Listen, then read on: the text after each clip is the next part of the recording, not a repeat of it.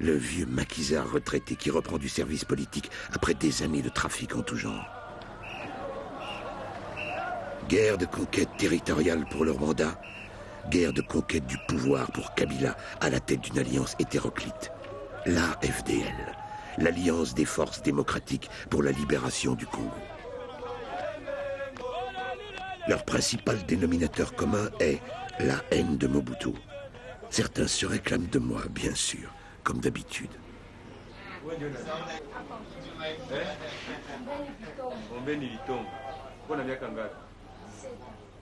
La FDL vole de victoire en victoire avec ses Kadogo, adolescents soldats en première ligne pour les caméras. La reconquête va durer 6 mois. Pendant ce temps, Mobutu se soigne en Suisse. Il revient quelques semaines à Kinshasa pour chanter une dernière zaïroise, une dernière incantation. Écoutez ces paroles, définitivement dérisoires.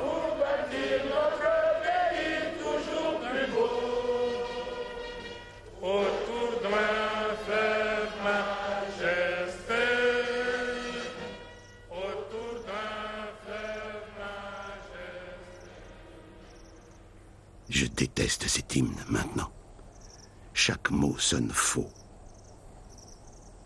Mon pays est beau, mon peuple est fier, ils n'ont pas besoin de superlatifs. Pas besoin de feu sacré, de fleuve majesté, de toujours plus beau.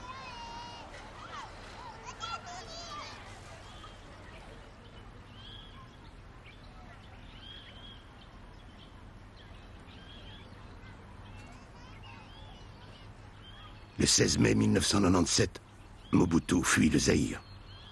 Le lendemain, les Kadogo entrent dans Kinshasa et Kabila se proclame président de la République démocratique du Congo. Je vois un signe terrible dans cette autoproclamation. Le Zaïre est mort, le Congo renaît. Mais j'ai surtout l'impression qu'un despote va s'asseoir à la place d'un despote.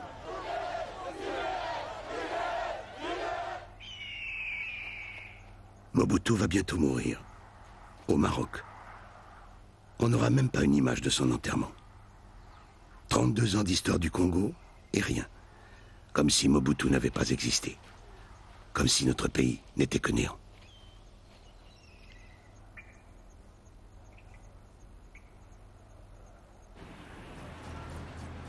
Kabila. Laurent Désiré après Joseph Désiré. Les Zaïrois redevenus congolais sont troublés par cette homonymie. Kabila est entré par la petite porte dans l'histoire du Congo. Tout le monde sait qu'il doit son avènement à la volonté rwandaise. Très vite, Kabila trouve ses protecteurs trop encombrants. 1 an après sa prise de pouvoir, il congédie les soldats rwandais.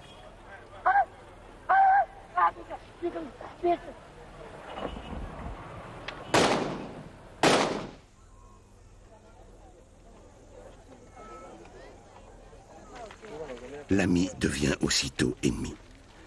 Le Rwanda va même devenir, pour des années, le pire ennemi du Congo. La guerre sera terrible. Elle va s'internationaliser. 6 pays vont se combattre et des mouvements rebelles vont s'implanter à l'Est.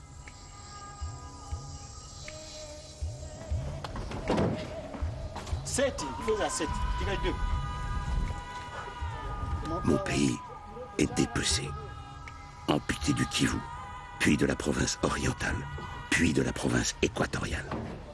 Pillé, saigné jusqu'à la dernière goutte. Le monde nous regarde avec dégoût.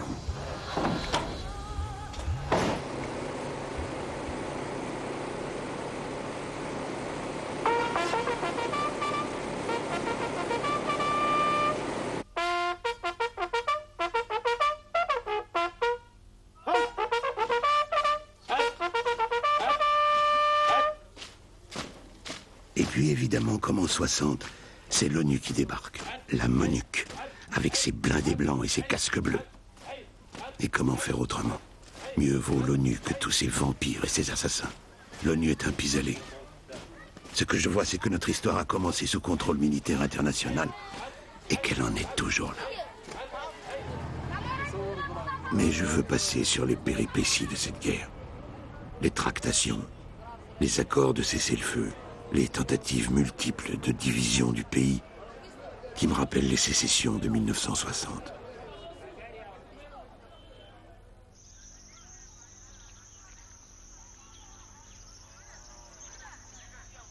Je retiens qu'en plein milieu de cette tourmente, il y a ce coup de tonnerre, l'assassinat de Kabila. Abattu le 16 janvier 2001, mort le lendemain, le 17 janvier. 40 ans, jour pour jour, après mon exécution. Comme moi, il avait trop d'ennemis.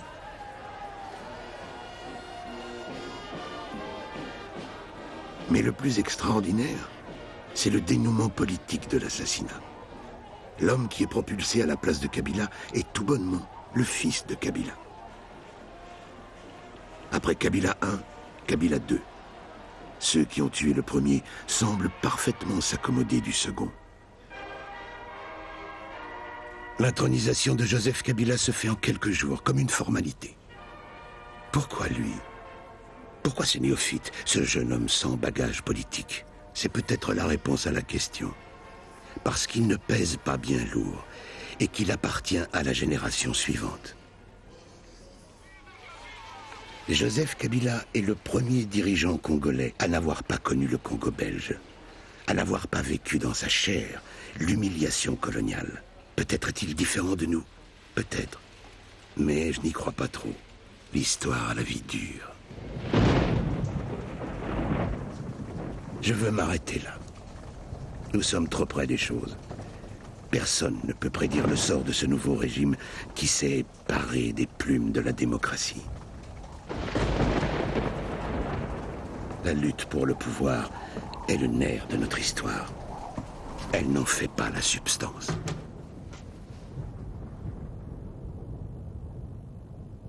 Les sociétés évoluent dans leur profondeur. Quand je regarde ces 50 ans d'indépendance, je vois beaucoup d'agitation. Beaucoup d'erreurs et d'échecs, mais je vois aussi la résistance, le refus de la fatalité, la construction d'une identité. Rappelez-vous, à l'époque coloniale, le Congo était belge, pas congolais. Pour les Belges, nous n'étions qu'une vaste mosaïque de langues, de tribus, de régions disparates, et c'était vrai. Et c'est de cela que nous avons fait une nation. C'est ma seule fierté. Et ce peuple a de l'énergie à revendre. Mon peuple est la chance du Congo. Notre drame, c'est l'engeance. Ceux qui prennent tout et ne donnent rien. Ceux qui méprisent le peuple et ne jurent que par l'étranger.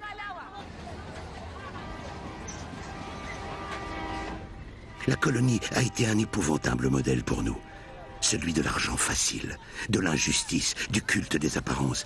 Mais il y avait aussi un État fort, presque maniaque, et beaucoup d'ordre. La nation congolaise a vécu sans État. Elle s'est construite dans le désordre. Nous ne pouvons continuer comme ça indéfiniment.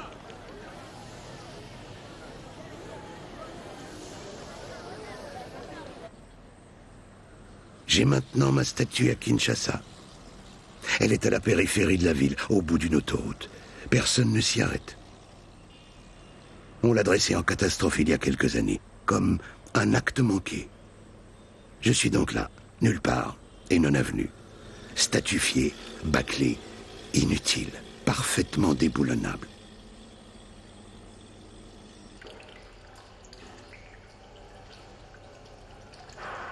Au Congo, nous avons un problème avec les monuments. Nous avons un problème avec la mémoire. Nous n'avons su que faire des statues coloniales. Nous les avons remisées n'importe où.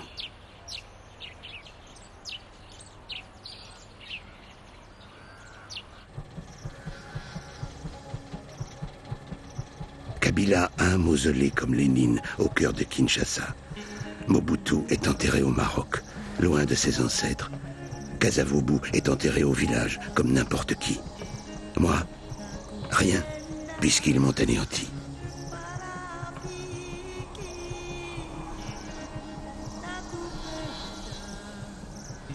Je suis le mort sans corps et sans sépulcre. Je suis voué à hanter le monde des vivants.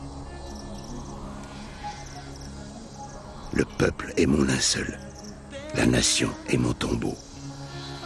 Le Congo vit. Il vivra 1000 ans.